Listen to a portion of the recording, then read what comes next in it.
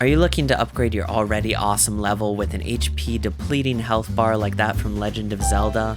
If you are, then stick around and I'll show you just how this is made. Welcome to my game, everybody, and uh-oh, this is not good. Well, this is an okay starting point, but we're gonna need to make some serious changes to make this game more fun. It's way too difficult as is. So let's head into the programming screen. You can see all I have is the game screen, the person, and a launcher that's shooting spheres at me. We're gonna start with the person, and we're gonna change the properties. Well, destructive we want, but destructible we need to get rid of. The only thing we want to be able to destroy us is the destroy object down here. That'll come in handy later. Now we're gonna head into the properties of the cannon over here. We wanna make sure it's not destructive, but that it is destructible only by person. So we'll uncheck that and click person, and that's gonna set us on our way. So let's see what happened now.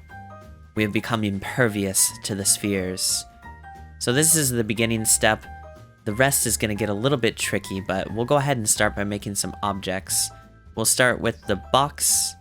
As long as you guys stick with me, I think you'll be fine. You'll be able to do this on your own and have an amazing health bar. So we need to go into the box's properties as well. Take off movable, solid, visible, destructible, everything except we need to click these little 3 dots again, and you guessed it, destroy object Nodon. Alright, now that we have that, we can copy this one. Whoops, that's not the copy button.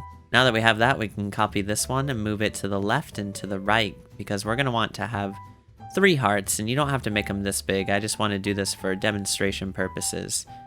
Now we need to go into the objects, special objects, and grab a texture. Make sure the texture is the same size as your box for no distortion, and go ahead and draw your best heart in the box. I'll give you a minute. Alright, great job. There is my heart. I bet yours looks even better than that, right? Okay, let's keep going, and we are going to connect this to the box. Just like that. We're gonna make a few photocopies real quick and connect these up as well, just like that. Make it all nice and beautiful. I don't know if you have to have it exactly lined up, but mine are going to be just to keep things organized, and make sure we connect that one as well. Perfect. Now we should be able to go back to the screen, and look, we have 3 beautiful hearts up here. We're not be able to do anything with these quite yet, but we're on our way. We got them up there at least. The hit points aren't working yet, but we'll make them work.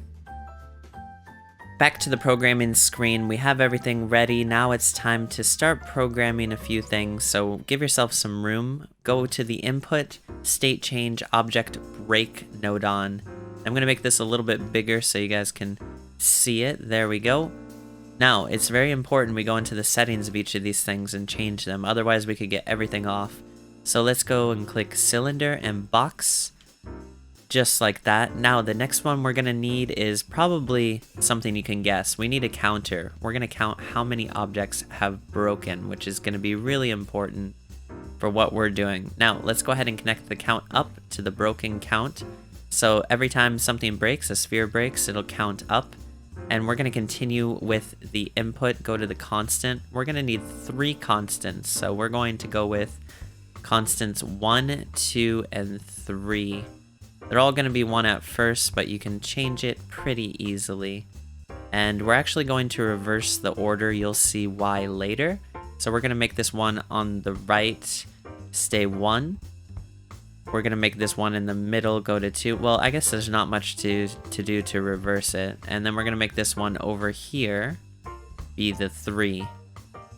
That's something you'll probably want to do as well, and you'll see why, like I said, in just a moment. Now that we have the constants in and we have the counter, we're going to go ahead and put in something that can compare them, the comparison equal Nodon.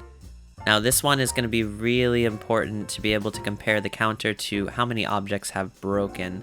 And you guessed it, we're going to need 3 of these guys as well, all equal signs to make things nice and easy. Go ahead and take this right side of the counter and plug it into the first or second input, whichever one you want is absolutely fine. I'm just going to throw it into the first input since it's on top. Then we're going to go ahead and take these guys and put them into the other ones. You can spread them out if you'd like a little bit more room to be able to see these things. I know it's not always easy to see them, so Might be a good idea to spread these constants out just a little bit. If you're doing everything right, it should look like this, and we are almost to where we need to be. Now, we need to be able to connect these, and to make one of these disappear every time our person gets hit. In order to do that, we are going to use a special Nodon under Objects, Launch and Destroy, and the Destroy Object Nodon is here. Don't really need to make it that big, but we're going to because it's epic. We're going to do that one, and before we copy it, we actually have to go into the settings, make this thing invisible, and we only want it to destroy boxes, otherwise it's going to throw everything off, trust me. So let's go ahead and copy this one now, and we need 3 of these. Just like that, and we are going to hook this end, the result end of the comparison, to destroy on each of these. And this is a very useful Nodon, but it can be very easy to mess things up, so that's why it's good to keep everything in line nice and neat. Now take that over here, the 1 you'll see destroys this first heart, and then the 2 is going to do the middle heart, and the 3 is going to do this last one, which is the Order of Zelda. That's why I had the constants put in backwards. So you guys can do the same thing, or you can cross them over. It doesn't really make a big deal. Let's head to the game screen and see what's going on now. Boom! Perfect. Now we have an HP bar that can be depleted every time a sphere hits us. This would be very, very useful in a jumping style game where you have to jump to avoid the spheres, and you have the HP going like this, but it's not finished, so don't click off it just yet because our character is still alive. We just need a few more adjustments to make this game playable. Let's go over to the middle and add a timer. We're gonna set this timer for 2 seconds, which should be the perfect length for what we're doing. And we're gonna put this thing over here. We're also going to go to output and retry game. So this thing is really useful to connect to this one as well. The retry game is gonna make sure that we are able to retry every time we lose all of our lives, or you can do the end game one as well, whichever one you guys want. We'll just put them like that, and we're going to take this one from the comparison and shoot it out to the retry game. Now, there's one more thing we should do to make it look even better, and that's to call upon another Destroy Object Nodon. So we'll just copy, and I'll put it over here. This is so it doesn't get confused, so we'll put it down here, and we need to change this one so that it destroys the person.